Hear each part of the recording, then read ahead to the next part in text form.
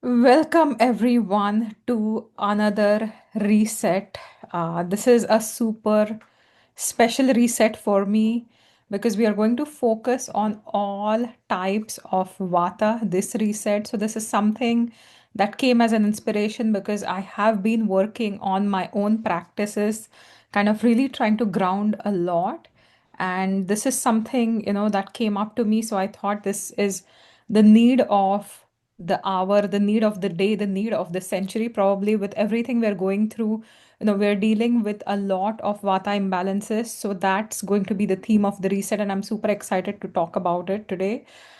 So we are getting into the fall season, autumn season, and that's why we have this masterclass that's going to help you understand, help you prepare your body as you are safely going to transition into fall. And this is also the season, the changing seasons are a sign that the body is getting destabilized, our body interacts with the environment. So the reset, the whole idea of the reset is to avoid this destabilization and support a lot of harmony in your body mind. And that's how we are going to get started. So, welcome everyone. Let's get started. So, we are going to use the ancient wisdom of Ayurveda to transform body, mind, also senses. So, welcome once again, everyone. Will find that it is necessary to let things go simply for the reason they are heavy. So, letting them go is extremely important. And that is one thing fall signifies for me is the ability to let go of what's not serving us and the ability to make space for what's really going to serve us, right? A lot of the times, one common question that's asked is if we let go, right? If we are releasing things, if we are detoxifying, then how is it going to be vata stabilizing? Because when we talk about vata as a dosha, it requires space to move, space to manifest, space to function. So if you are completely full of things, whether it's your mind, whether it's your body, you're not going to have any space left for the wind to move in the body, right? For creativity to happen in your brain, for your heart to feel excited about something, only when you have the space in your life, in your mind, can that higher intuition, higher creativity manifest, can Vata function. And in Ayurveda, we say there are two ways, Vata gets aggravated. One is through depletions, right? So if you're releasing excess, if you're releasing very fast too much, right? Like an extreme weight loss would be one thing, like an extreme loss of blood would be another thing, extreme loss of any tissues, too much diarrhea, too much fast, anything that happens in the body is going to destabilize vata, right?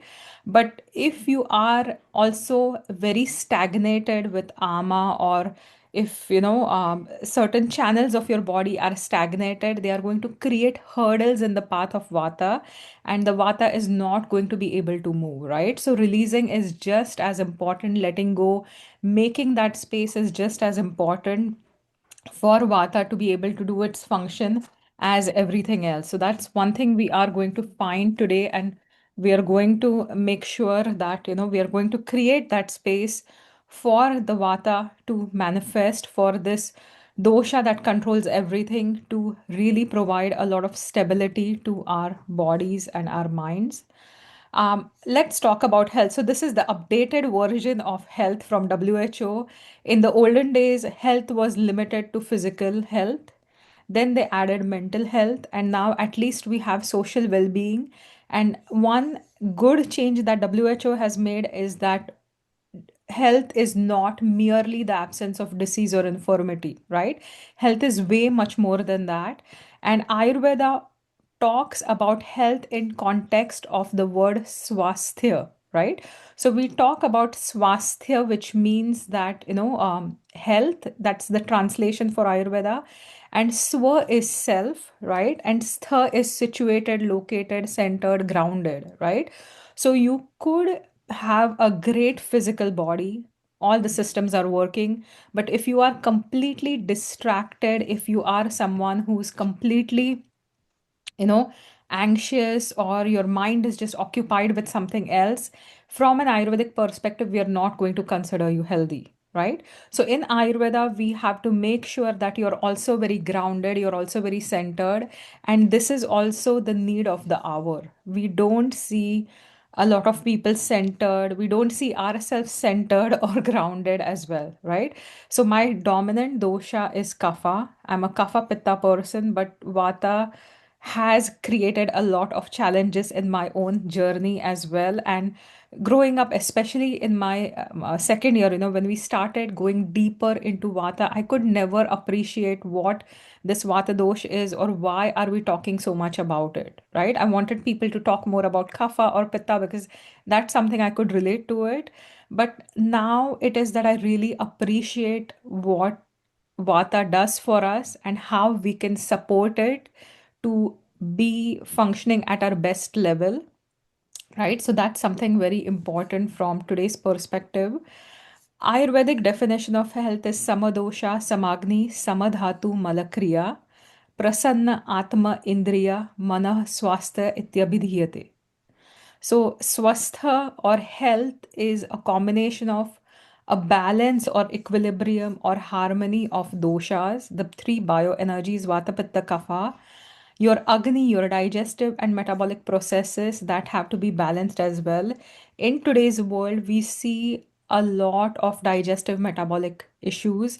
My practice is predominantly all of digestion metabolic issues, and that's because we are not seeing that balance. And we also require a balance of all the tissues and organs in the body, as well as waste products that have to be eliminated from the body. So these are products of elimination.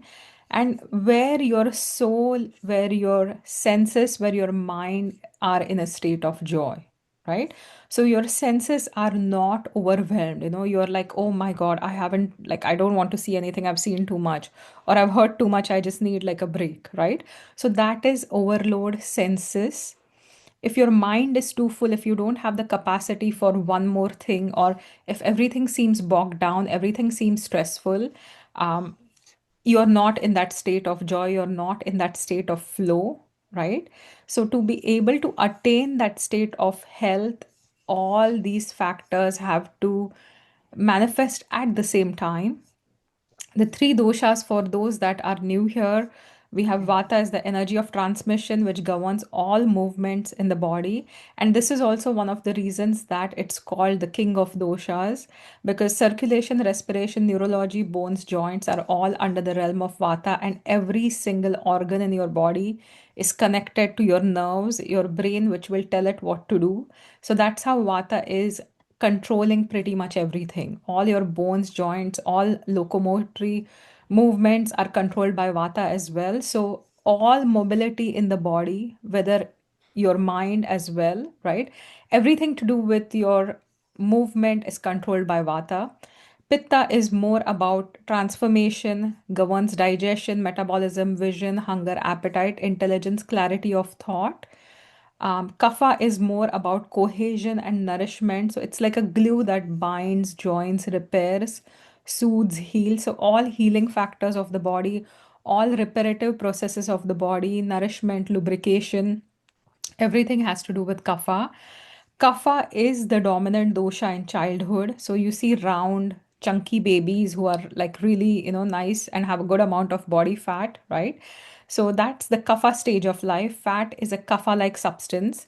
Pitta is the middle stage of life, where in the mid stages you're trying to make a living, you're having this intense passion, you are very vocal about, what your wants are, desires are, and ready to go get it, right? So you're using your intellect, you have hunger for life, you have hunger for things.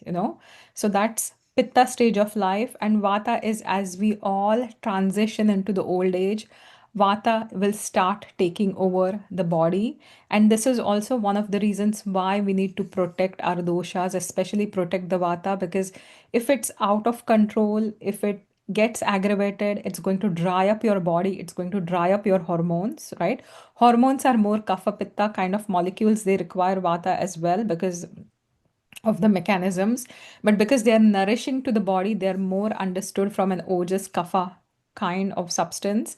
But vata can dry things out very fast. Vata can age you very fast. Vata can make that cognitive decline, dementias happen very fast. So, if aggravated, right? So, that's why we need to control Vata, especially as we are aging.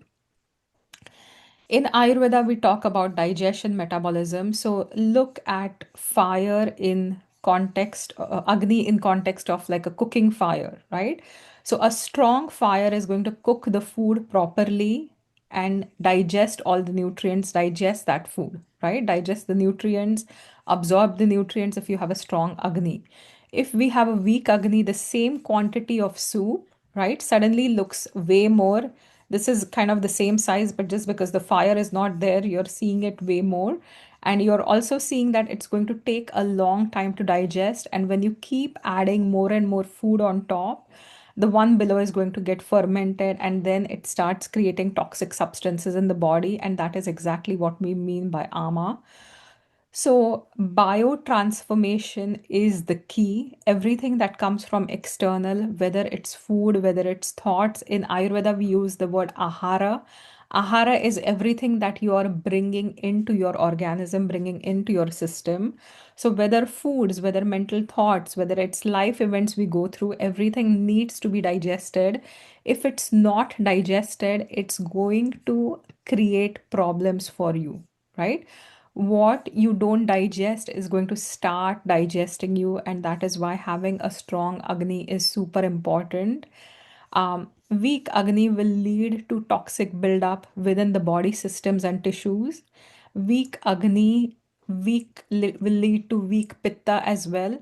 And one of the types of Pitta, Sadhak Pitta, which is located in your heart region, also gives you courage. So if you have a weak digestion, you don't have a lot of courage to to go through different things. If you're going through challenging situations, you feel like giving up easily or not, fighting for the best outcome, right?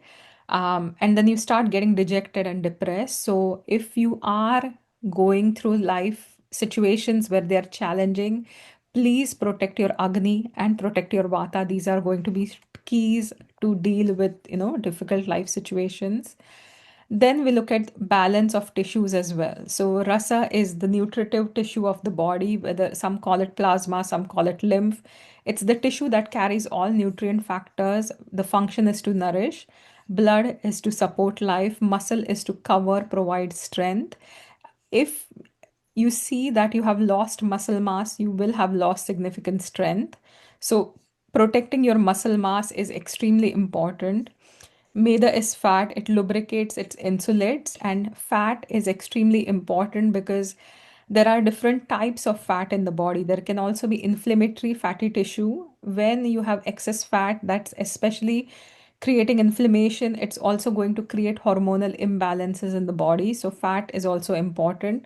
Bones, bone marrow, and the reproductive cells and fluids are the last three tissues, and they're all important to stay in balance, to stay in harmony within the body, right? So if one tissue overgrows, it's still going to create problems, right? So if any one tissue, like suddenly you have, excess bone, right? So again, that's an imbalance. If there's excess muscles, right?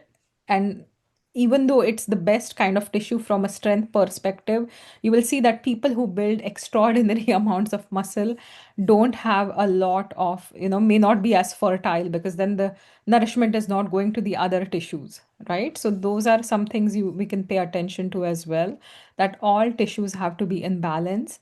And excretion of wastes, right? So whether it's stools, whether it's urine, whether it's sweat, they have to be eliminated on a regular basis, ideally daily basis, right? So again, for somebody that's not sweating, again, for somebody that's constipated for days on an end, your toxin levels are going to increase because toxins are eliminated every day through these wastes. And the improper elimination is just going to create in stagnation of a lot of toxins, right? So again, what you eat and how that's interacting with your body, with your organism is also extremely important. An example I can give you is, something that I learned about during my oncology course is that when you eat a lot of processed meats, for example, pepperettes or salami or sausages which have preservatives in it, right? So nitrates or nitrites. And if you are constipated chronically, they are going to sit in your gut, and then the bacteria are going to act upon your gut, and they're going to break down this nitrates and nitrites into what's called as nitrosamines, and that create a lot of damage to your large intestine, and that increase the risk of colon cancer, right? So if somebody is not sweating properly, it's going to create issues with body temperature regulation, because sweating is one way the body cools itself. If you are not having a proper urination, right, there could be issues with kidney as well. So you want to make sure that toxins are not stagnating, are not accumulating in your body, right? And they are being released at regular intervals. So this is one of the reasons that, health is, we need to focus on all aspects of health. So health is a state where all cells, all tissues, all organs, all systems in the body are functioning optimally, and you are in harmony with the body. You're also in harmony with the nature, and you are also rooted in yourself, right? And rooted in self is also important, because when you get grounded, you will know your path, right? We all have different paths, and we all have to appreciate what we are, where we come from, and what our personal path is, right? A lot of the times in today's world, especially with the popularity of influencers out there, everybody's promoting something, selling something, trying you to buy something different, right? Trying to sell you a purpose, trying to sell you something, right? So at the time, it's very important to understand, is it right for you or is it not? Is it right for your organism, right? Is it right for your entire being, right? If you're committing to a certain thing, just make sure that it's aligned with you. You cannot lead somebody else's cause. It has to be your cause, something that's closer to your heart. Because in today's world, with all the chaos around us, with all the distractions around us, and with all um, the social media overexposure that we have, right? So, okay, I think somebody needs to be muted. Yeah, so with everything that we have going on, what happens is we want to make sure that we are rooted in the self. So you can nourish yourself well. You can really choose what's good for you over what's being promoted as the next best thing, as the next trend, as the next thing that's the miracle pill that's going to solve all your problems, right? So those things don't exist. So we need to know what's aligned for ourselves, what's really going to work the best for us, and it is going to be different for everyone, right? The less rooted you are, you feel lost, you feel off center, you feel disconnected with life, you can lose focus in life, and Vata dominant environment, that we live today can easily uproot you, right? So a balanced Vata is like a gentle breeze, it's doing its job, it's doing everything, and a imbalanced vata is almost like a tornado that's going to rip up the trees and rip up your roots, right? And the more situated, grounded, centered you are, the more aligned you are, right? You're not going to get uprooted. You're not going to feel like, oh, I'm exhausted. I have no idea what's going on. I'm completely overwhelmed and I don't know what's going on with my health, right? So you have to understand vata as you want that vata to be a nice, pleasant breeze, to be a nice, gentle flow in your body over a hurricane, right? Your way, or a tornado that's going to uproot everything. So those things we need to pay attention. And the question always is, what is taking you away from the swastha? What's taking you away from health? And what's at the root of the diseases? So in Ayurveda, again, this is something I explained the last time as well, but we talk about the three main causes. And the number one cause is improper use of senses, right? So whether you're overusing it, you're underusing or misusing, that's the first one, is improper use of senses. It's called asatmya indriya artha sanyoga. Second is called intellectual errors, going against your better judgment, called pradnya pradha. And the third is the effect of time, climate, environment, which is totally not controllable, is called parinama or Kala, right? So we cannot challenge time. We are too humble, or we're too small to be able to challenge time, right? So we can only control number one and two. And Denise, yeah, I'll give you an example right now. So, improper use of senses is constant exposure to loud music. If you're constantly hearing certain things at a higher decibel, right? Loud music, it could be nice music, but constantly listening to something, constantly listening to podcast, constantly listening to somebody talk, constantly having the TV on for white noise, that's constant exposure, right?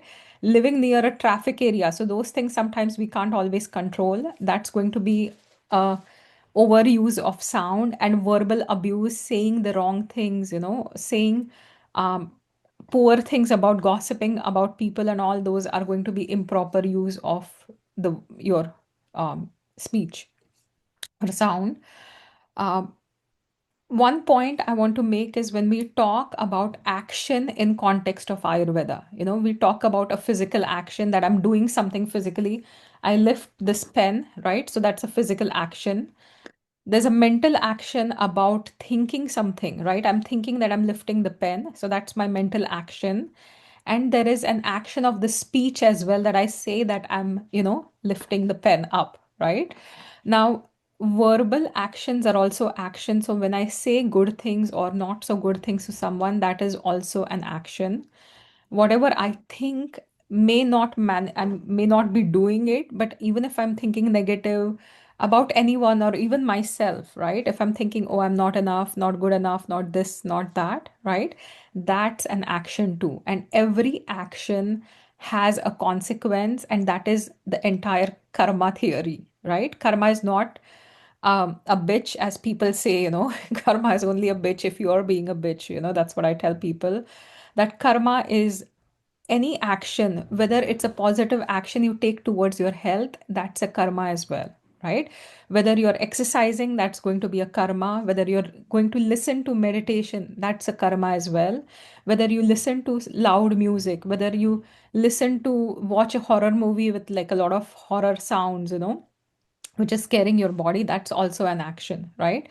The speech you say, that's also an action. So it's super important to understand action in all aspects.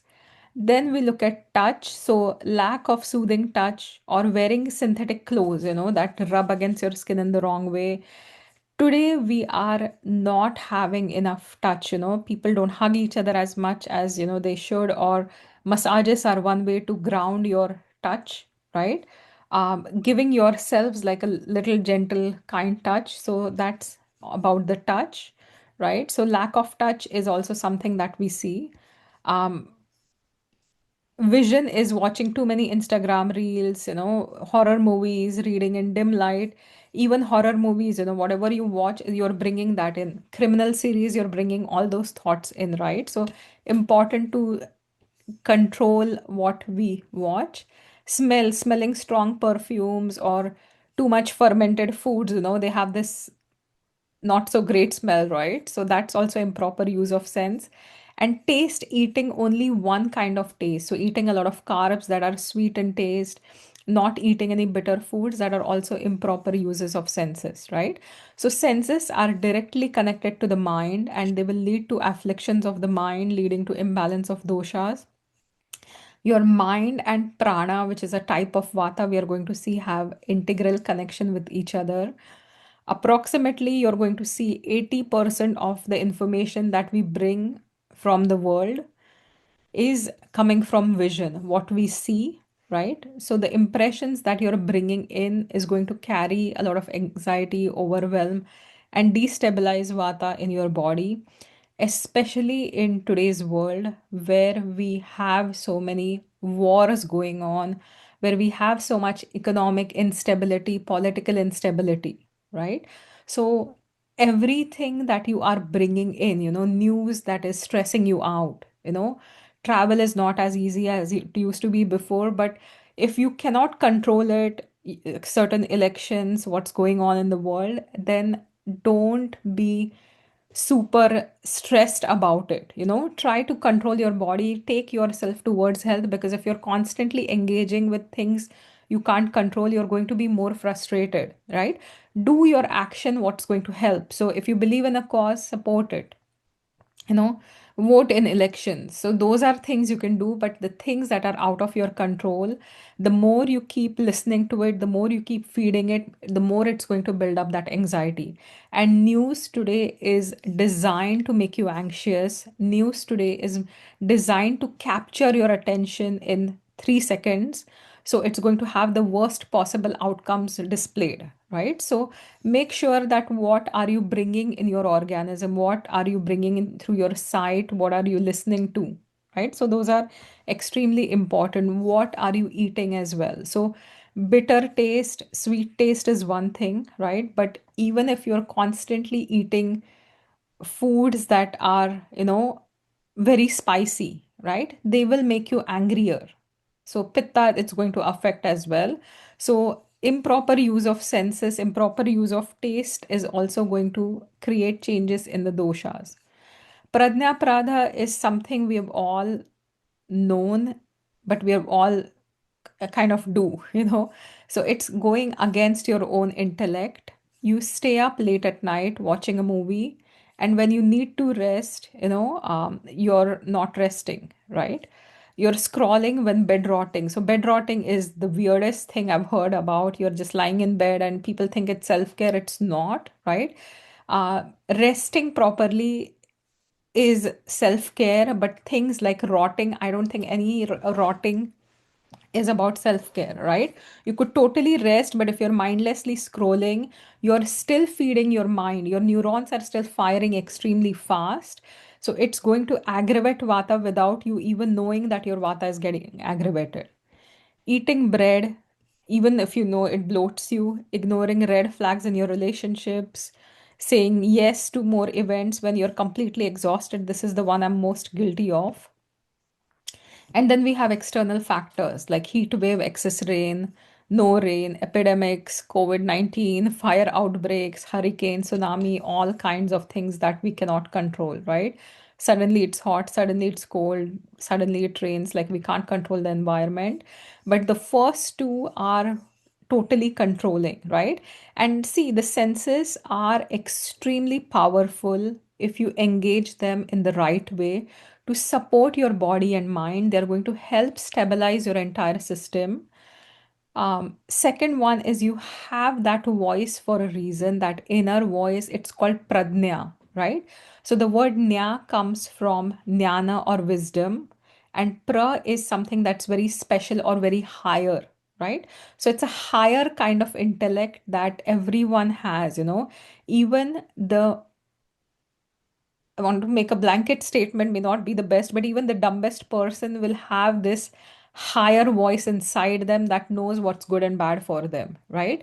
An example is, you take your hand in front of the fire, you know to pull it back, right? So that is intellect. So it doesn't require excess intelligent, or it doesn't require you to be anything. Every person on the planet, including, you know, every animal on the planet, right? Everybody has this inner wisdom, this higher intellect, right? Higher wisdom that's always guiding them, telling them the right and wrong. You have to listen to this voice, because the more you keep ignoring, the more it's going to weaken and weaken and shrink and shrink. And then one day, you're not going to be able to listen to it. So these two are extremely important. This is an example I give from Bhagavad Gita, where the horses are senses which are connected to your mind, and the chariot is the physical body, right? And the passenger is just a passive rider. So if the mind is charioteer is the intellect, and the reins are the mind, right? So if the charioteer is going to release the reins, the horses are just going to carry the chariot wherever it wants to go, right? So you binge on sweets because your senses want that. You want that sweet taste, and you eat sweets, or you eat a bag of chips, or you watch too much TV, right? Or you even over exercise when you're supposed to rest. So these are all done with the mind and the senses without thinking about the intellect. And that's where we need to pull back the intellect to rein in the horses, right? Because if you are not reining the horses in, the horses are going to run wild and they are going to feed the wind. They're going to feed the Vata Dosha, right? Because a lot of things you do today, almost everything that you do in excess is something that feeds the Vata Dosha, right? So you want to make sure that you're constantly managing Vata at all times to be able to bring a balance in your system. That's super important. And information overload happens because of, too many things happening, high-tech devices as well, like you have phone with like a million messages, emails, like the inboxes are all full, people talking about what's happening in the world, over interactions are going to take you away from yourself, right? And we live in a Vata deranged world. Never has the world been so scattered where you're pulled in different directions. I don't think our parents, they had their own challenges. Our grandparents had their own challenges, but they did have a lot of connectivity. And I'm blessed for the connectivity too. I can sit, I can learn my chants, I can learn my prayers, I can connect with my friends, family in completely different continent with the technology that we have today. But at the same time, overconsumption of that technology is also destabilizing the vata, right? So we want to remember that we use things in an ideal way where they're going to support us and not really destabilize us. So this is today's world, constantly somebody demanding things at you, you have to be at a place at certain time, drop off the kids if you have young kids, um, you have work related commitments, you have family members that are going through a lot of stress that you're supporting, no constant bombarding by the social media, people telling you what to buy, what to wear, how to look, you know all the craziness in the world going on, all the judgments about it, all the nastiness about it. So all things are going to come in, right? And then there are coping mechanisms. So some people like to distract with social media because it just switches your mind off, but your mind is never off, right? When you're constantly eating to calm the system down, or sometimes alcohol or some kind of addictions, and that's going to be one of the causes of physical mental illness in today's world. So this is the pattern that's seen in almost everything. Everybody has some or the other wrong coping mechanism, may not be addiction, but there is something that you can call it guilty pleasure, right? But if you're guilty, then it's not really good for you in the long term. So we need to find out our main, blind spots, right? Sometimes we're not aware of these. We are not aware of what our patterns are, what our blind spots are, because you do them so many times, you have no idea what's happening, right? So today we can connect and really understand. And then constant self-judgment, criticism, right? And again, this is something I'm guilty of too. We are in a culture where we are, overworked humans, right? So we choose to ignore our own intellect in the name of working hard and keeping up. And there's a global physical mental health crisis. Taking the oncology course, one thing I've learned is stress is a huge part of cancer, right? And almost every person that I've seen right now has come to me after a major life event or something, or they've dealt with a lot of stress all their lives, right? So, stress is suppressing your immune system. When you're overworking, when you're bombarding yourself with so many things, and physical stress is the stress on your body, could be imbalanced blood sugar, could be constant working without sleep, lack of sleep, interrupted sleep. But there is also this mental stress that you're self-inflicting with constant criticism, right? And the comparisonitis, the social media exposures, the constant feeling of I'm enough, people are doing so many things, and we all tend to get caught up, but shake it and, just move ahead, right? So that's what I'm saying. We have to be situated in ourself to not fall into a trap of that. Stress response, what affects the mind affects the body and vice versa. So brain is constantly going to signal to your body, right? And whatever imbalance is happening in the body, it's going to show up in your mind as well. This is a little bit about sympathetic or the fight flight mode, and then parasympathetic is the rest digest mode.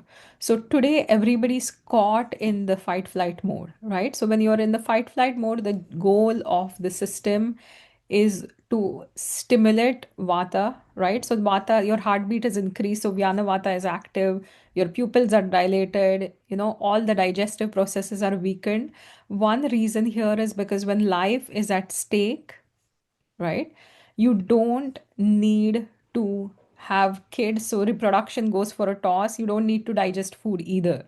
So when your body feels threatened, your body feels a threat to the very existence of the body, it's going to create mechanisms to just survive but not thrive, right? And all these things are going to show up in the fight flight mode versus what's going to happen in the rest digest mode, right? So with the bladder, again, constant relaxation, then you're going to lose the tone as well, right? So these are some sympathetic versus parasympathetic system. Constant fight flight is going to lower your Agni, increase Vata, lower Kapha and Ojas, which are going to heal the body, and all the organs are going to lose tone. Your lungs will eventually lose capacity. Your stomach is going to not function well because the enzyme secretion is not there anymore. Liver, gallbladder functions are going to be inhibited. You may be constipated because of lowered function of the intestines as well, right? Now, for you, if you see this picture, see if you have a cracked tongue. And for those, take a quick look in your phone or somewhere and let me know if you have cracked tongue or cracked heels as well, right? So, or if you have any of these symptoms, so feeling spacey, feeling low energy, feeling tired all the time, constant fatigue, or if you have a cracked tongue or cracked heels, right? Cracking is a typical vata sign. So I don't know how many of you have cracked tongue, right? Loss of muscle mass. If you have lost a lot of muscle over a period of time, if you have lost physical strength, right? That's a sign of vata aggravation as well. So Kristen says yes, she has a cracked tongue. So definitely sign of vata imbalance, right? Cracked tongue and cracked heels, Denny's as well. So yes, so that's why we are going to balance vata, right, for the season. But these all indicate that, vata is getting deep rooted and overactivated in your system. It's getting aggravated because these are signs of aggravated vata. Then we have poor digestion, poor circulation, elimination poor, all cognitive function is poor, poor control over emotions. So these are all going to be seen. And shortly we are going to see different types of, vata, how that gets affected. So what we can do is hold the reins first, right? This is your intellect. You have to be tighter with your horses, hold in the reins. Awareness is always the first one.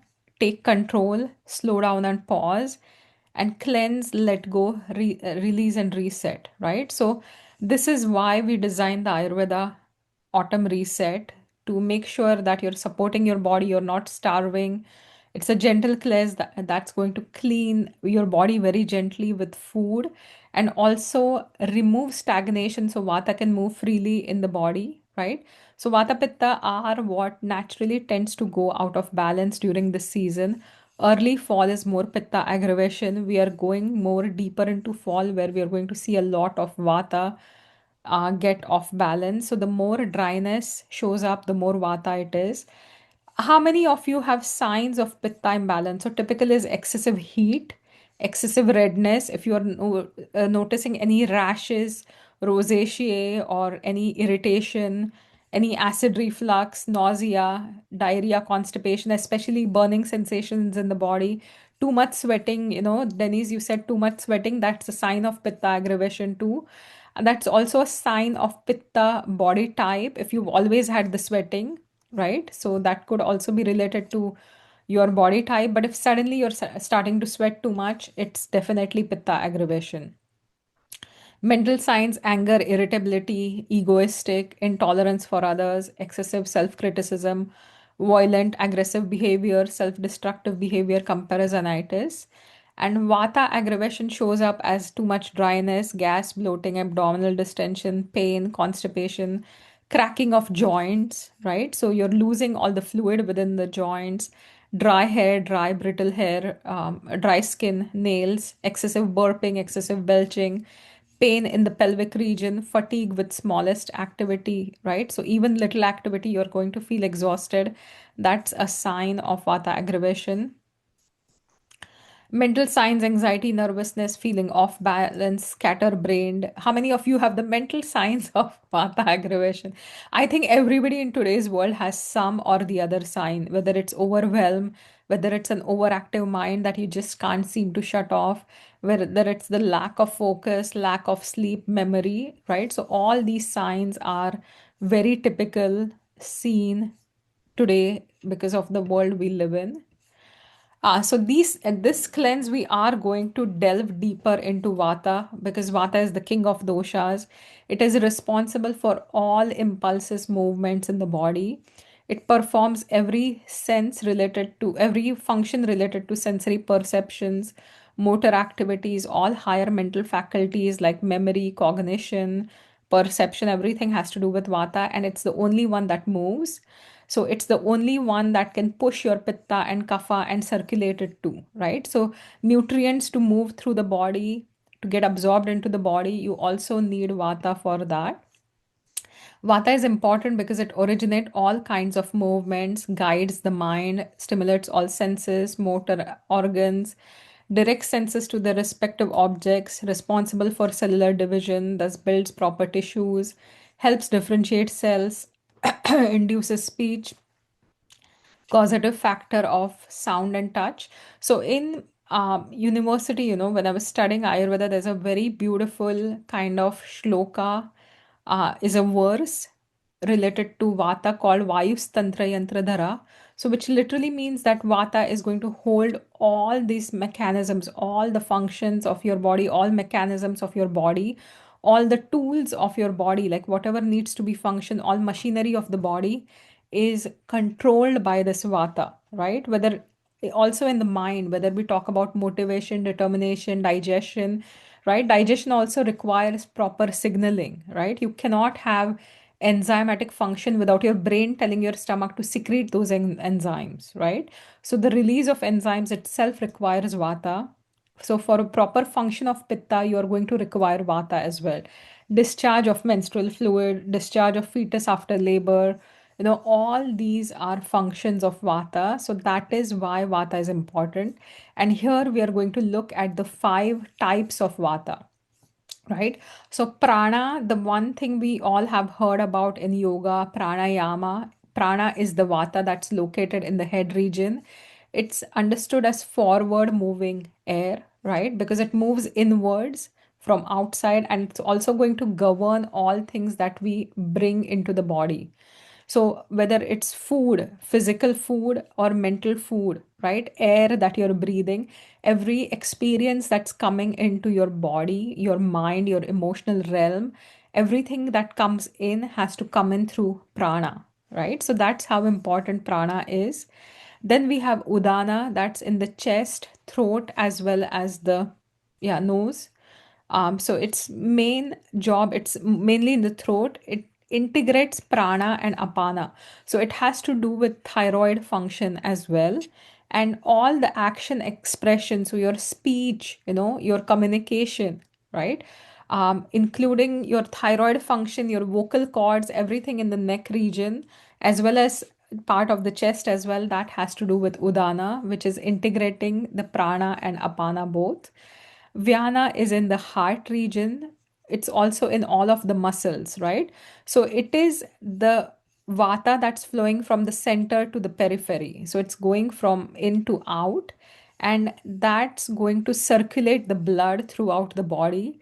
But all the muscular impulses are connected. The central nervous system is sending impulses outside, right, to the muscles, and also that's controlled by Vyana as well. All flexion, extension, everything's controlled by Vyana. Then we have the Samana type of Vata, which is located near your digestive tract.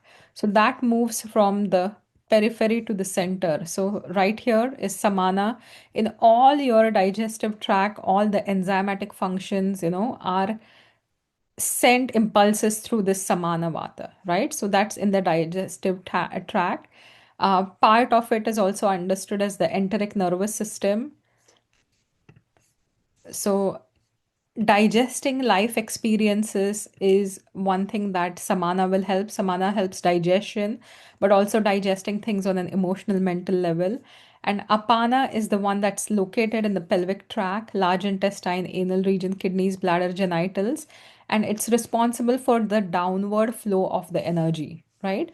So it's going to help with elimination of waste products that are past their date in the body. So, urination, defecation, menstruation, childbirth, if anything is retained which shouldn't be retained, there's a problem. It controls water electrolyte absorption and governs peristalsis as well as enteric nervous system, right?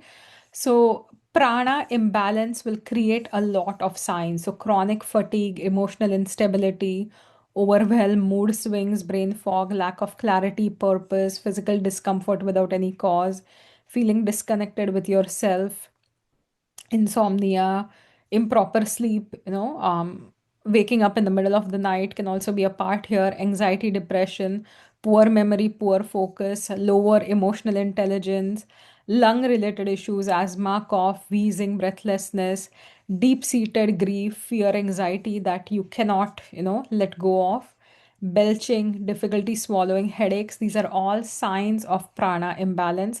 Now, how many of you have signs? If you can count these signs, and if you can let me know how many signs do you see from here in yourself? Or what is the most dominant sign that you're dealing with right now? That could be another.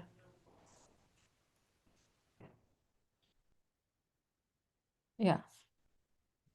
When it comes to prana, what signs are you mainly dealing with? You can either count or talk about the most dominant one, if anybody wants to share. Sleep issues and emotional instability. Okay. Yeah.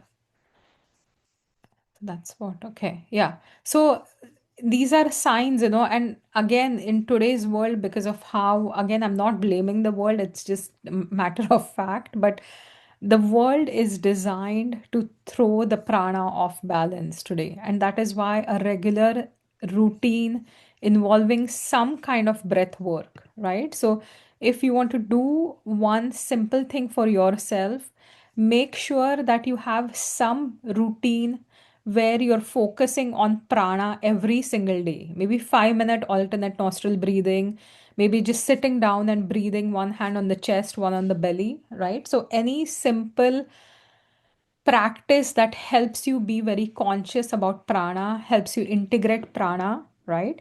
And avoid constantly disrupting it with bringing things too many impressions in. That's going to help, right?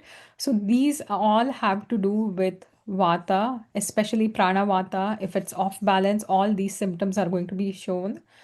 Udana vata imbalance symptoms are stuttering, slow speech, raspy voice, harsh voice, vocal cord related issues, also the wrong speech. Sometimes we see that we want to say something and something else comes out. Sometimes you're losing words, you're missing words, you don't have the clarity. You say something and things are perceived differently because you didn't choose your words carefully, right? All are related to udana.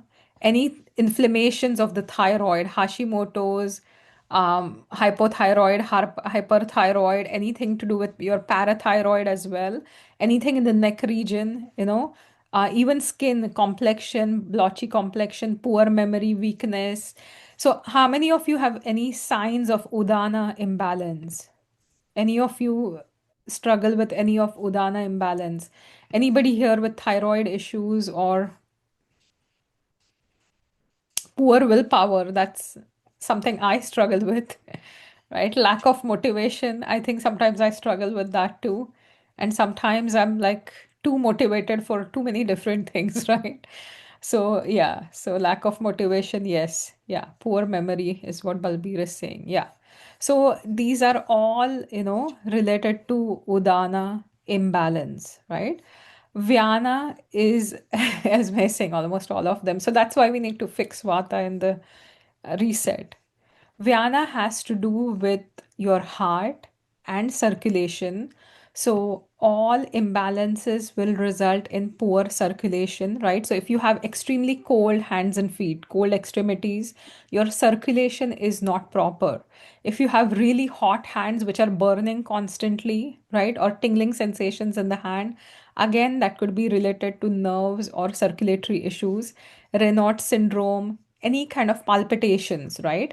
Any issues with structure of the heart. So any enlargement of your maybe ventricles or hypertrophy of the heart or valvular defects, any conduction defects that the heart is not sending proper impulses. So those are all, missed beats, arrhythmias, they're all related functional effects. And then structural, as I was talking about, heart muscles not being able to function properly, having a good structure or function are both here. High blood pressure, low blood pressure, anybody having any of these? Dizziness or fainting spells, blackout, stiffness, muscle aches, pains, tingling sensation, muscle stiffness, muscle tightness, right? So Balbir say stiffness. So these are related to Vata. So anything to do with your heart, anything to do with your musculoskeletal system typically also is going to be in the realm of Vyana Vata. Samanavata has to do with your digestion. So, if you are bloated, gassy, heavy after eating food, indigestion, poor enzyme secretion, poor nutrient absorption or assimilation, protein deficiency. So, this is something that I see when I see clients in my practice, and if I do a body composition, we see that they're having protein 3 times a day. They'll have eggs for breakfast, chicken or tuna for lunch, and some maybe fish for dinner, right? So even animal protein, which is easier to digest, is not getting incorporated. So because food is not just about what you eat, you need to make sure that you're absorbing it, right? You're biotransforming the food. So the food has to integrate with you. So if you eat a lot of protein, you're not gaining any muscle. That's a problem with samana as well as could be with your enzymes, right? But a lot of the time, see, the enzymes your stomach has to get signals to, okay, secrete enzyme, right? A lot of the times, food, your body, the sight of food is a stimulus. So when you look at food that is appetizing, automatically you start salivating, you start feeling hungry, right? But if you're watching TV, so your prana is affected, and then you're suddenly trying to eat, so your samana is going to get affected as well. How many of you are dealing with stuck thoughts, emotions that you cannot let go? How many of you are stuck with life events that you're just not able to process, that you're still holding on to something that happened 20 years ago and you're still like every time you think about it, it just like makes you into a dragon, right? So if you haven't, so this is samana, right, has weakened, and your agni has weakened as well, which is going to help you process things, right? So digesting life's experiences for a proper functioning of the fire that we talked about, you need a proper samanavata. Extremely important for you, right? So stuck thoughts, emotions, if you're dealing with any toxic ama, stiffness in the body, lethargy, coated tongue, all to do with samanavata, right? Signaling is off. And in today's world, your signaling is off for most part, right? Your brain conveying it to your stomach and body, your body is so disconnected with your brain, you're so disconnected with your prana function that nobody knows what's going on here, right? So that's something we're trying to regain here. So pay attention to, what kinds of vata are out of balance. So malnourishment, constipation could be some here. Then we have apana. So apana has to do with your larger intestine, your bladder, your uterus, your kidneys, your reproductive organs. So any bloating, gas, diarrhea, constipation, IBS, any problems with the large intestine, any problems in the anal region, kidney, bladder, prostate issues, menstrual issues, excessive menstruation, there is pitta association, but also vata, infertility, right? Severe abdominal cramps, erectile dysfunction, prolonged labor, miscarriages are all also connected with Apanavata. Esme is saying, sorry, I was late. I forgot the time change. No problem. I'm going to make sure that I record everything. Right? So, Wendy, if you are scraping your tongue 2 times a day, 5 times a week, you still have a coated tongue. The scraping is just pulling excessive ama like on the tongue off, but it's not pulling it from the body. You have too much ama stagnated in the system, right? And we have to do a deeper look into what's going on inside. So, just cleaning the tongue is very superficial. It does help with digestion, but it doesn't solve the digestive problems, right?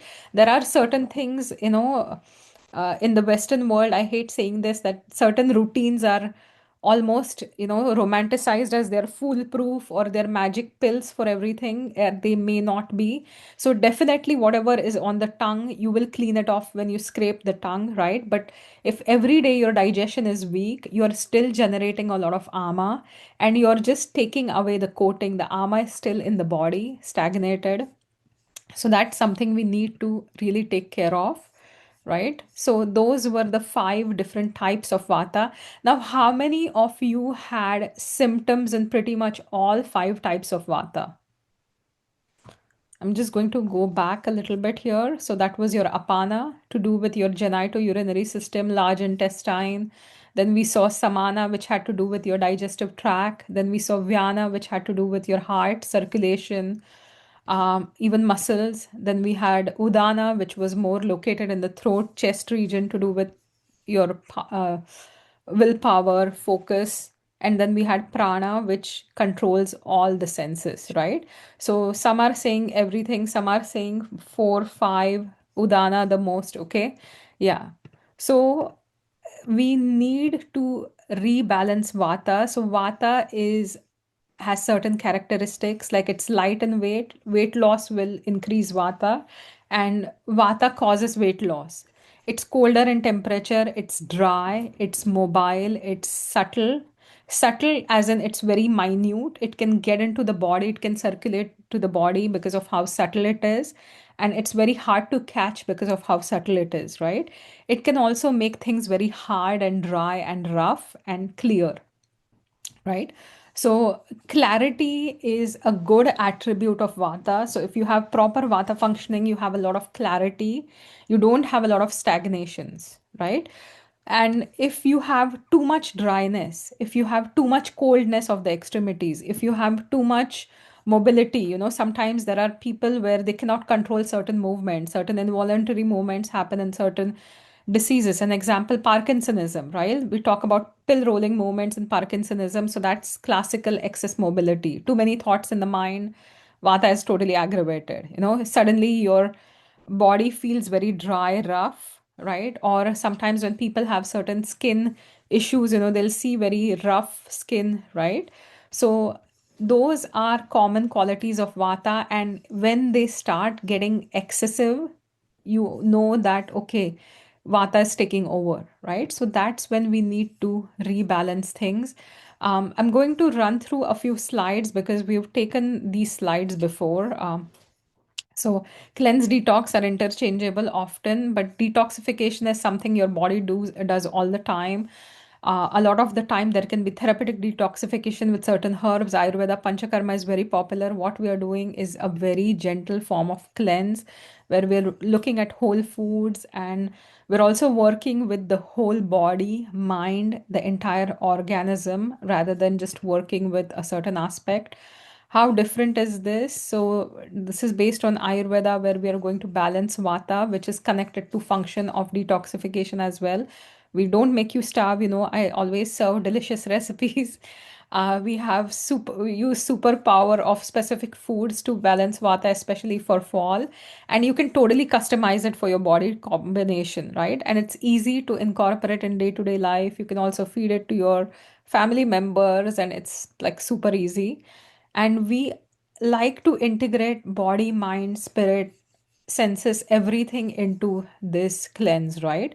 So one thing I try to do is, again, there are some spiritual practices, these are not religious practices, right? So you could kind of connect when we talk about meditation, connecting with a higher power. It could be whoever you believe in, right? But that's the one way we anchor our system, we ground our system, right? So, and it can be different for everyone, but the path is the same. So that's one thing I like to um, believe. So, Ayurvedic cleanse is different from other cleanses in that it focuses on cleansing all four dimensions. We work with the body, we work with the senses, we work with the mind, we work with spirit as well. So, we are looking to work with all different senses that we need to focus on. Um, and spiritual practices having something in today's world is extremely important, right? So, when you are doing a practice where you're really grounded, when you are connecting with that higher being, whoever it is, you're really anchoring yourself in that energy, right? So that's one aspect as well. In this cleanse, we also align our circadian rhythms and seasonal rhythms to balance doshas in the body. So in Ayurveda, we talk about dinacharya, we talk about ritucharya. Dinacharya is a daily schedule. You wake up before sunrise and you do some practices. You make sure, you don't eat after sunset ideally. In Canada, the sunset is happening too fast now. It gets dark very fast. So early dinners are always good, right? Making sure you're sleeping at the right time. And this is also extremely important because in today's world, there are so many discoveries, but we knew it 5,000 years ago. That's what I like to say in Ayurveda. Circadian medicine is very popular today, that based on your body cycles, 24-hour clock, melatonin is increasing at night time. It will peak, as you're going to sleep, and then it will drop in response to the light. Melatonin is also an anti-cancer hormone, right? Melatonin is also used nowadays in cancer therapies. Every time you're watching TV at night time, when you're exposed to blue light at night time, you are disrupting your melatonin, the function of which is to prevent cancer in your body. So please remember this, especially if you have a family history. Make sure you're really honoring, respecting your sleep cycle. And if you cannot sleep, read a book, do not watch TV, do not browse on your phone, read a book, right? So that's one thing you can do. So do not expose yourself to unnecessarily blue light, especially at night time. That will disrupt your melatonin. We talk about waking up at Brahma Muhurta, time of the creator, about 90 minutes before sunrise, at least 45 minutes before, meditating and all, or being out in the nature early morning. Vitamin D that you can naturally make in the body with the sun is another anti-cancer corticosteroid that's also working as a hormone and also as a vitamin, right? So it's something your body is naturally producing. And if you are disrupting your circadian rhythms, you're going to disrupt both vitamin D as well as melatonin, which are anti-cancer. And there are so many more hormones and neurotransmitters that are going to bring balance into your system that you disrupt because of a disrupted circadian rhythm. So, circadian rhythms, when disrupted, all your neurotransmitters, whether we talk about serotonin, which is your happy hormone, goes for a toss, dopamine, which has to do with motivation, goes for a toss, right? So, managing your circadian rhythms, honoring the rhythms of nature. It's morning, wake up, it's nighttime, go to bed. Do not expose yourself to unnecessary blue light is important.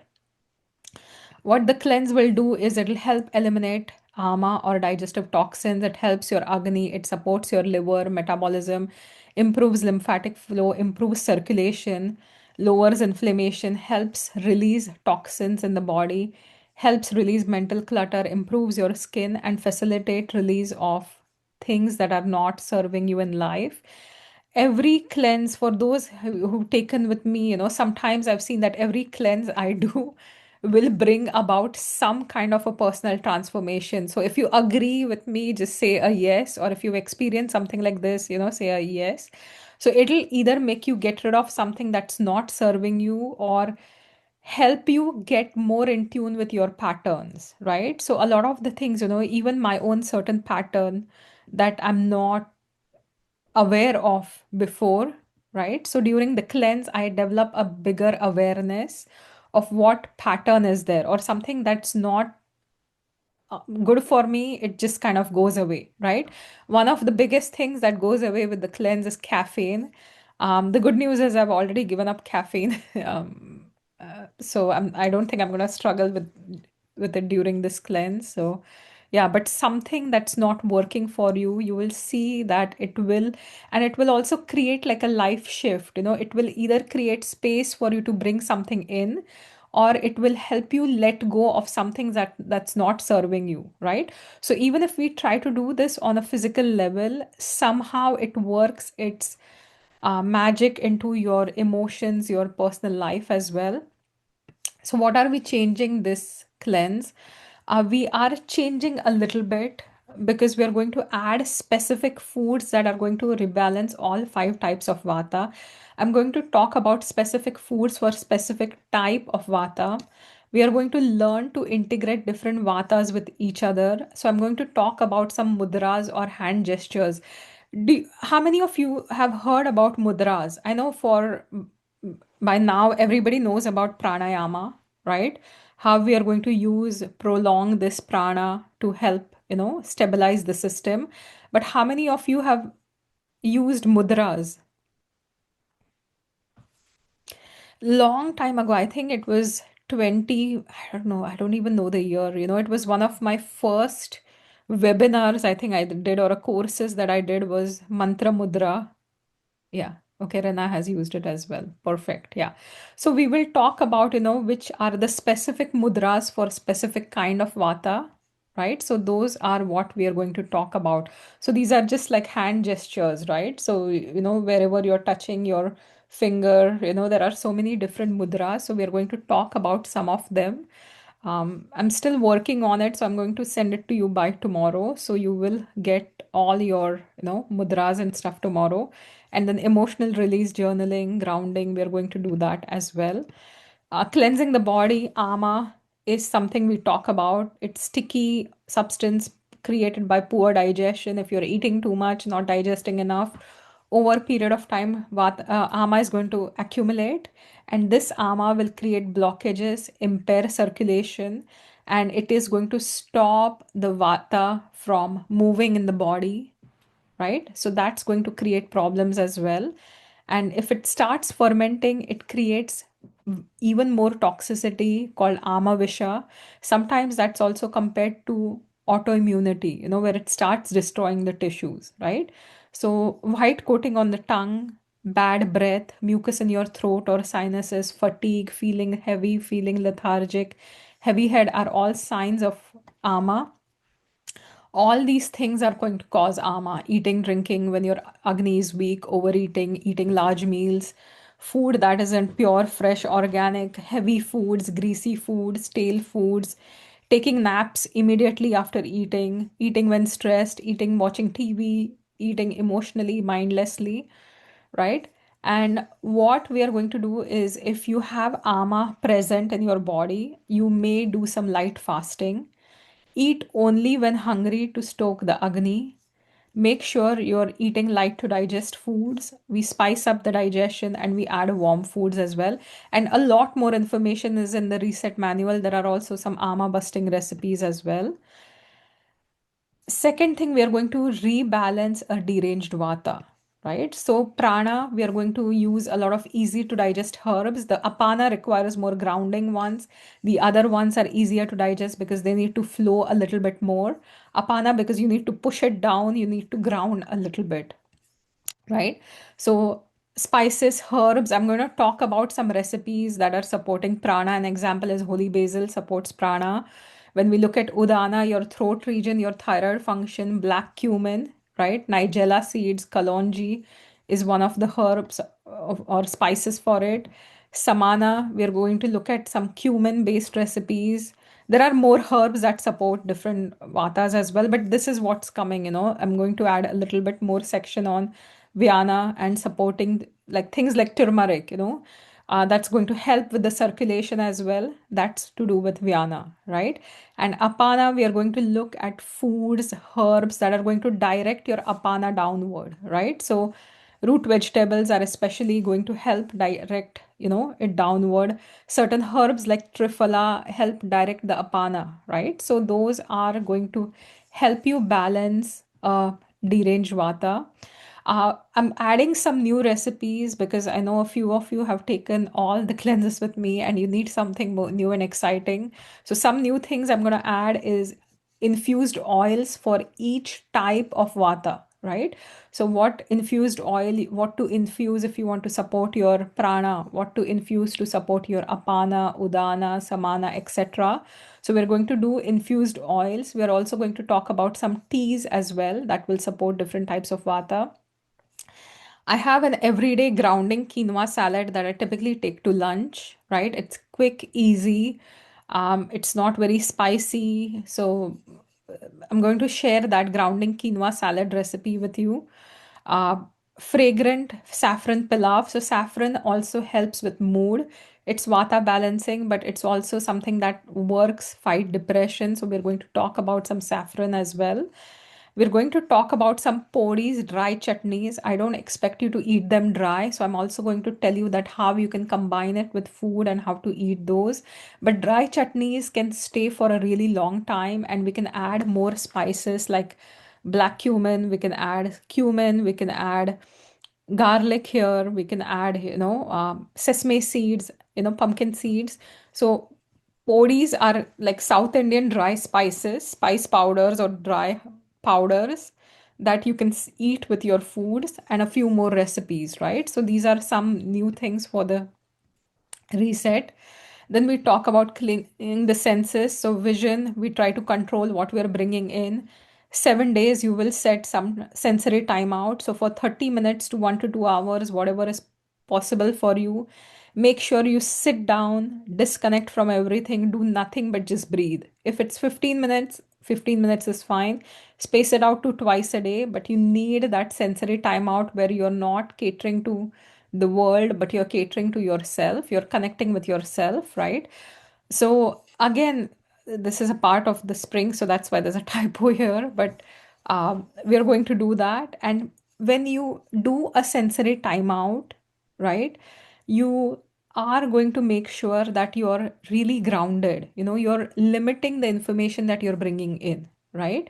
So you can also take a break from social media. I know a lot of the activity is done in Facebook groups, but you can schedule a time to be in the group. You know that, oh, morning is the live session, I'm going to be there. Maybe afternoon, once I'll go to post my recipe of the day or to engage, right? And evening, I'll engage as well, right? Or maybe be on Facebook, but then limit your Instagram and everything else, right? Limit everything else you're doing. So try to create awareness of what's coming in for consumption through senses as well. That's important. And cleansing mind, we talk about manas, ahara, which are the mental foods, right? So, what's causing what? Um, this time, we're also going to be a little bit more aware of how what impressions we bring in are affecting what kind of vata. So, this is something new that I'm adding to this reset as well. That we are going to keep a diary, we are going to make note of what's going on in the body and how is it affecting me. So if something happens, okay, I'm feeling a little bit anxious, but is it racing thoughts? Then I know my prana is affected. If I'm getting palpitations, I know my vyana is affected. If I have a lot of butterfly in my stomach, right? Is it the upper stomach, lower stomach? So then you know whether it's samana or apana, like what's affected, right? So make sure you make a note of all this, and I'll put this in the cleanse manual as well. And then we're going to talk about cleansing the mind with breath. So different pranayamas, different mudras, especially for different kinds of vata, um, specifically prana. So we're going to do that. Again, two options. One is the cleanse newbie. So just stick to three things for morning routine, two things for evening routine. Going to be super easy for you. Avoid comparing yourself to people in the group. This is all going to be in a private Facebook group, right? So do not compare, because there are people who've taken all my cleanses and there could be somebody who's joining for the first time. So you are having your own journey, and your results are going to happen for your body, your mind, your emotions, right? So make sure that you're not going to get overwhelmed with too many different things, and just focus on what's relevant to you. Cleanse Pro, try to fast. Do not fast more than 14 to 16 hours if you have Vata imbalance, right? So, if you are experienced, you can add intermittent fasting. Again, I talk a little more about this when it comes to the cleanse, in the cleanse manual, I'll talk about different kinds of, yeah. So sorry, I was a little distracted with the question. Denise is asking me if the time, yeah, the time change will be on the November 2nd. We change time as well. So if it's 2 o'clock, then I'm going to say it's 2 o'clock, right? Or if I show up at 7 a.m., whether it's EST or EDT, I'll still show up at 7 or 6:30 a.m. I think I aimed for 6:30 a.m., not 7, sorry. So 6:30 in the morning, whatever time zone you're in, I mean, you have to compare it to that. But whether it's Eastern time, daylight saving, or even if we go from daylight saving, we are going to be in the same time zone, right? Like same time, we're going to follow the same time, even with the time change. So it's not going to be an hour late or earlier. Um, Two aspects is the diet and the lifestyle. So diet is all the anti-inflammatory. So this I'm going to send you by 10 o'clock tomorrow, not 2 o'clock, so you can prep earlier. Make sure you're gentle with yourself. As fresh as possible is always the rule. Warm foods only that you enjoy. If you hate a certain food, it's in the recipe book. Don't force yourself to eat it just because it's there. And these two things you have to do: eat in a calm, quiet place without distractions, at least to two-third capacity of your stomach.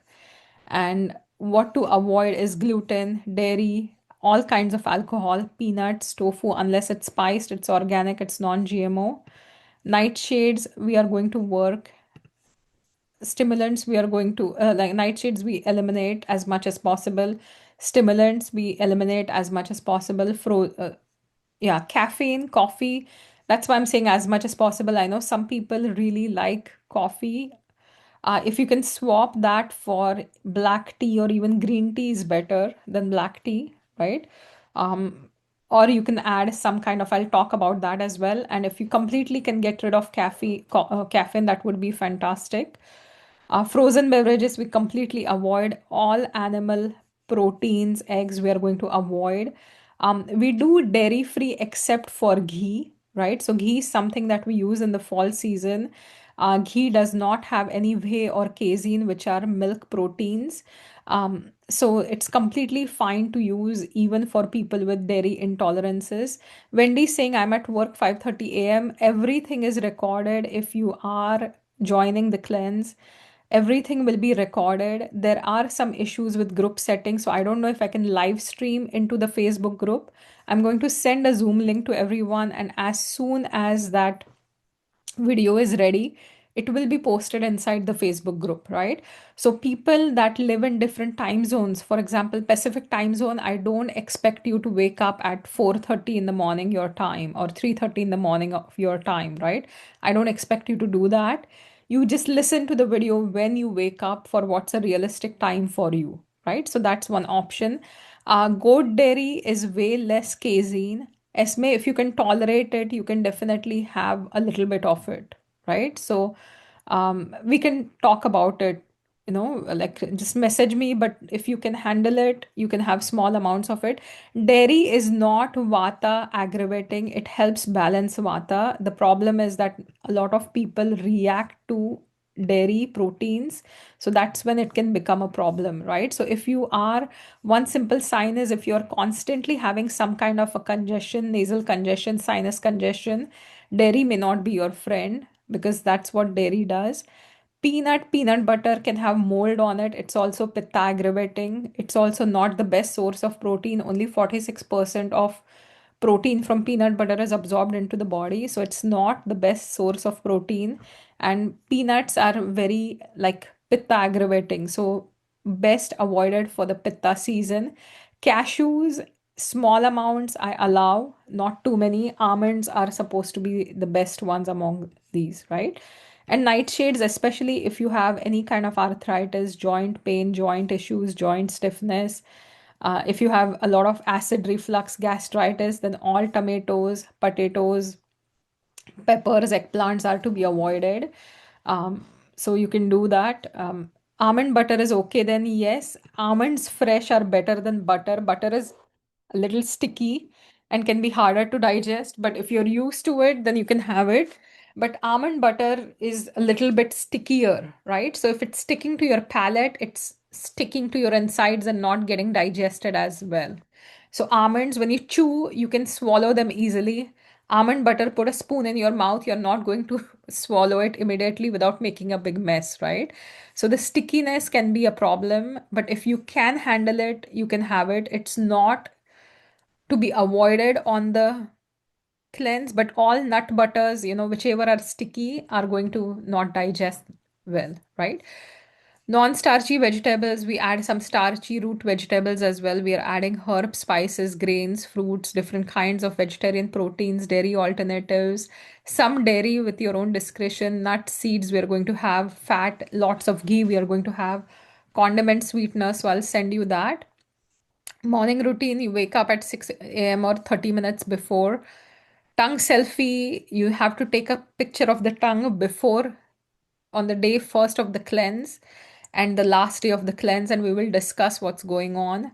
Brush your teeth, oil pulling, rinse your face, mouth, eyes, drink warm tea, morning pages ideally. 5 to 10 minute meditation. We do some elimination every day. You have to eliminate every day. Because of the dietary changes, some people can get a little bound up. So, in the cleanse manual, I'm going to talk about using some things like magnesium, etc. If you are prone to constipation, it would be a good idea to buy some magnesium oxide or triphala and keep it handy to help with constipation, right? Dry brushing, if you have ama, then we don't do a lot of oil massages. If you don't have a lot of ama, then we look at self massage to balance vata. We are going to do warm baths, showers. We are going to do movements in the form of pranayama, mudra, and all body movements as well. Lifestyle, we do like a Epsom salt bath. We go to bed early. We do a foot massage. We do some essential oils as well to help with, yeah, the lifestyle.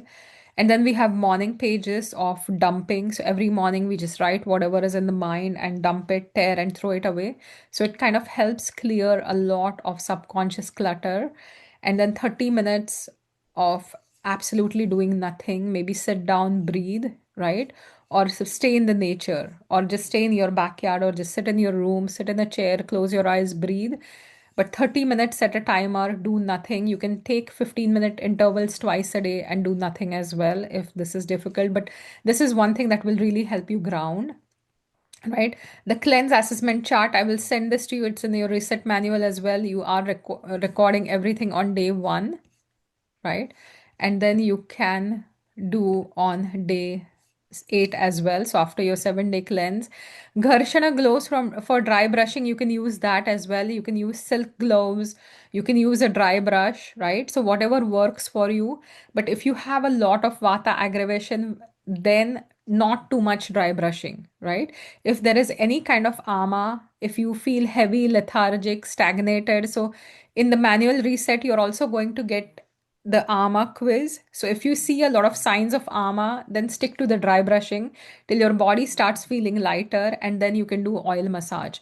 Another thing with oil massages is that sesame oil is warm, right?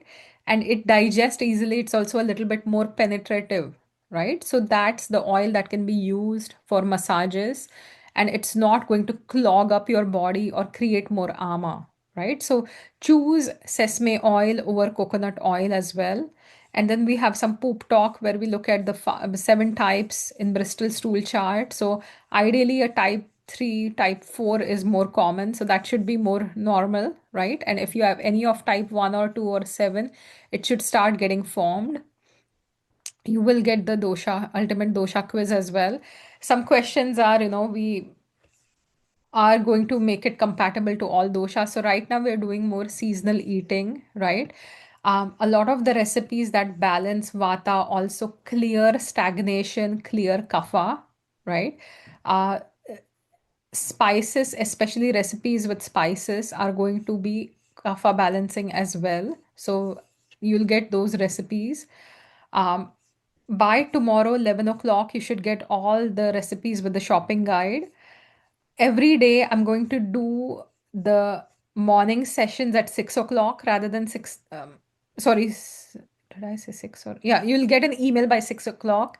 The live sessions are going to be 6:30. I do workout in the morning at 7:30, so I want to make sure because I know some of the sessions in the past have been going for an hour. So I just want to make sure that I'm in time for my workouts. So 6:30 to 7:30, the sessions are going to be there. They are in the Eastern time zone. On Sunday, when we are doing the time change, I will again send you a confirmation. But I would ideally like to stick to the time, right? If you want to catch enough sleep, I'll have to see how the clock is going to change. But 6:30, if we stick to the same time, I think that would be a good idea. And 3 o'clock, usually in the afternoon, are the Q&A. So any questions that you have, I will come live to answer all your questions. The sessions are on Zoom. Facebook has been giving me some problems.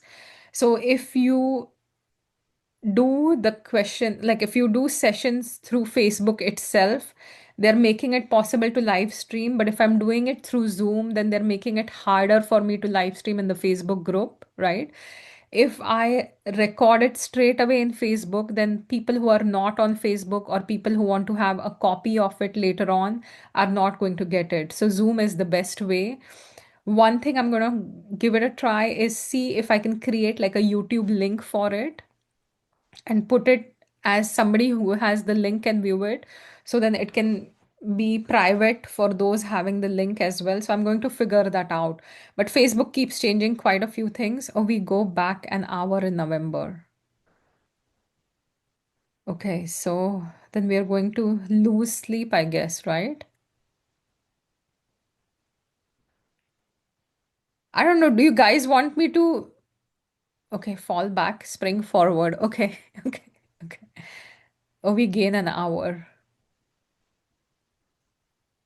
Okay. Yeah, so then we'll stick to the 6:30 time. Yeah, we'll just stick to the 6:30 time. So it's just easy, right? We stick to the same time. So whatever time it is, we don't pay attention to how the clock is moving. We just stick to that 6:30 a.m. on November Sunday 2nd, right? So then it's easier for everyone. Then no, we're not worrying with the time change. Just stick to the time, whether it's EDT, EST, it doesn't matter. Um, Yeah, so everything is in that private group. There'll be daily insights. We have the Q&A threads, right? Sometimes I'll come and talk about things that just show up for me. I'll actively be answering all the questions. Everything will happen in the group. Again, I am working, so it may be possible that I may not be able to answer all the questions right away, but I'm pretty good at coming, showing up that day and answering the questions. If you cannot attend the sessions live, everything is recorded via Zoom and uploaded in the Facebook group as soon as possible. It takes some time for videos to convert on Zoom. So, with that, once it's converted, I'm going to upload it to YouTube and I'm going to add that link to the Facebook group as well. I like to organize everything in the group in like day format. So day one morning session, day one evening session, day one afternoon, like afternoon live session. So however it is, I'm going to organize that in the group itself. Day two morning session, evening Q&A, right? Day three morning, evening Q&A. So all the questions, even question threads, I'm going to organize them in the group so they're easier for people to access. And I'll create a short video on how to access the group as well. So I'll do that. So different time zones, please use the recorded sessions. If you are in Pacific time zone, you don't have to wake up at 3:30 in the morning. So that's not going to happen. I know that. But whenever you wake up, treat it as your morning and evening. You can do it at a time that's comfortable to you. Every day you need 20 to 30 minutes for the morning routine. depending on how fast your cooking is or how your capacity is, you can do 30 to 40 minutes. 10 minutes you'll need for the evening routine, a little bit more as well. So an hour, half an hour each day, hour and a half, sorry, each day. One thing that I tell people is, don't get overwhelmed with the recipes, right? So people tend to get overwhelmed with all the recipes. So one thing you could do is, I sometimes make it simple for me and I'll make the same lunch and dinner, and I'll probably make a second different breakfast. Often I fast and I skip breakfast and I just make one meal which I'll have in the morning and evening, right? So whatever is easy for you, I would stick to that. Nobody gets a winning prize for the maximum recipes someday maybe, but not the intention of the reset. So nobody's going to get a prize for trying all the recipes in the 7 days, and you have this information. You can use the recipes for the rest of the fall, the rest of the winter as well, right? So every day, 6:30 in the morning, 3 o'clock in the evening, except for that October, I think 20, yeah, October 29th. It has to be 3:30 because I have an appointment I can't change. Um, so I'll be in the group and I'll try to be as active as I can, right? Every single day, I'll answer all your questions and in the morning, evening posts. So there are morning posts and then there are the Q&A posts for each day. Please tag me whenever you put your question because sometimes I don't see it. The group keeps buzzing with so much information, so many questions, right? But I don't always see it. So unless you tag me, I won't be able to see it. If you tag me, it shows me straight away. So please tag me in the group, right? And I'm still working, but I'll be there as much as I possible to answer all your questions. If you are going through some health challenges yourself, you want to book one-on-ones, feel free to do that, or we can do that after the reset as well. Lots of recipes. You can choose any recipes from any phases. You can do any substitutions that you want. And these are all fall and winter friendly recipes as well. Um, Pregnancy, lactation, significant health issues, then I would not do the cleanse, right? Um, Food part, definitely yes, but stimulating apana may not be the best for any kind of pregnancy, so we don't want to do that. Your family can do the cleanse with you too, so they can eat the same thing without much problems, right? So, any questions before I sign off? Any questions about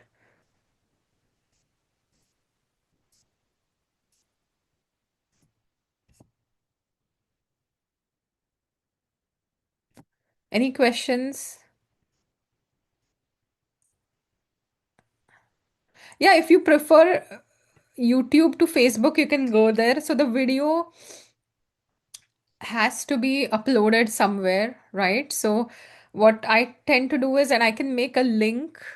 So I always add like a link to even Zoom will connect to YouTube, but it's a private link where only you can access me, right? So whatever you prefer, you can definitely go there. Right. And again, it's a private group. So that's another question that's asked. It is a private Facebook group. Whatever you post inside the group, everybody will see. But anybody that's not inside the cleanse, anybody that's not a part of the cleanse cannot see anything inside. So you still have some aspect of your privacy for sure. You're not going to have 100% privacy, like because you are sharing, some things. So just whatever you want to share, make sure you just share whatever you're comfortable with, right? Food pictures are great to share. If you're going through challenges, you can do that as well. Access to the Facebook group, I have added some people in, but I'll email you more information by tomorrow because I still have to organize a few things with the group. This year was again a little bit busier, so I'm going to try get organized today till tomorrow. Any other questions, anybody?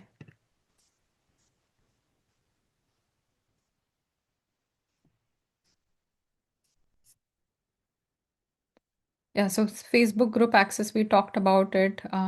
Yeah, so tomorrow you will get an email with the link to. So I'll send you a link to the email. I'll send you a recording of this and a few question things that I've talked about. I'm going to incorporate those into the manual as well, right? So all the information about the five types of Vata. So I'll send you the slides, especially for those who have signed up for um, the reset. So I'll send you the slides so you have all the information, right? And some aspects of it that I'm talking about, like certain foods for different types of prana, apana, vyana, and all, I'm going to add that information in the cleanse manual as well. Yeah. I have a question, please. For sure. Will we get an email? Oh, yeah, you get an email every day. Like you'll get an email tomorrow with all the materials every single day morning. You're going to get an email where I talk about what to expect, that day of the cleanse. Usually I start with a meditation. Um, this time, even the first 5 days, I'm going to focus on each of the vata, right? So whether we are going to meditate, we are also going to connect with that kind of vata, that kind of energy. So that's what I'm going to do with the meditations, but you get an email tomorrow that sends you all your data. So, all your manual book, your recipe book, right? Your shopping guide, everything is going to be sent to you. Um, every single day, 6 o'clock, an email will hit your inbox. So, it's usually 6 a.m. my time, Eastern time. An email will hit your inbox, what to expect that day. I think she has a question, so I'm going to add her to the waiting room. Yeah. Any other questions for today? Dennis, did you hear what I said? No, sorry, my computer died, but I'm back. Oh, okay. Okay. I was like, okay. So every single day, 6 o'clock in the morning, you're going to get an email, right? So the email will have the links to that day's Zoom call or the YouTube, whatever you prefer. So I'm going to create a Zoom ahead of a link ahead of time, right? So if you're joining me live, you can just log in through that Zoom, and then the group, like what I'm going to talk about that day or the meditation of the day, there's that link as well, right? So Okay, yeah, yeah. I think I won't join live, but an hour after. Anytime, see, as soon as it takes 20, sometimes 15 to 20 minutes, depending on the length of the video to convert. Okay, So as soon as it's converted, it's going to be posted on Facebook, right? This okay, time I'm going to keep it 45 minutes for the morning. I'm not going to stretch it over, an hour, because last time I think it was really good, but sometimes, it can be lengthy and then everybody wants to start the day as well. So I'm going to keep it to 45 minutes for the meditations and the morning sessions, right? So as soon as they convert within 15-20 minutes, I'm going to make sure that I post them and they'll be in the group. And you can also use the same link to view them again because it's recorded on YouTube, right? So the link that I see you, if you don't want to go back to Facebook, then you see it on YouTube. Facebook is good because of all the interactions. So yeah. that's one I of the kind reasons. of Yeah. deactivated my Facebook account. I don't. Oh. I might have to go back to it though. You But don't have to if you don't want to. okay, Right? So you can use it on your own. You may not get the community aspect of the cleanse. The fun part is when Esme will post something, Human will post something, Kristen will talk about some recipe she's done, or, everybody shares some information. So that's the good part about like the Facebook. Uh, if you want, you can create a newer account where you have nobody that knows you and just use it for the cleanse. That's another option. So then you're not distracted with finding other people. But please send me the email, right? That you want, or let me know that it's you that have created the account to join, because it's a private group. I want to make sure that I'm really making sure that everybody's email is the same and no random person, because it's you're sharing some information too. So I don't want any, you know, people, there's too many scams going on Facebook, so I don't want anybody random in there, right? Yeah. Yeah, so thank just you. send me that email. If you create a new email for or a new Facebook account, just let me know and I'll be happy to add you in. Awesome. So have a great day, everyone. As soon as this is ready, I'll send you the information. I'll send you the slides as well. Looking forward to seeing everybody this time. So it's going to be fun. It's slightly different than what I do usually, but I thought, talking about all types of Vata would be nice to really delve a little bit deeper. Um, okay. Okay, I'll stop the share and I'll just stop the recording too.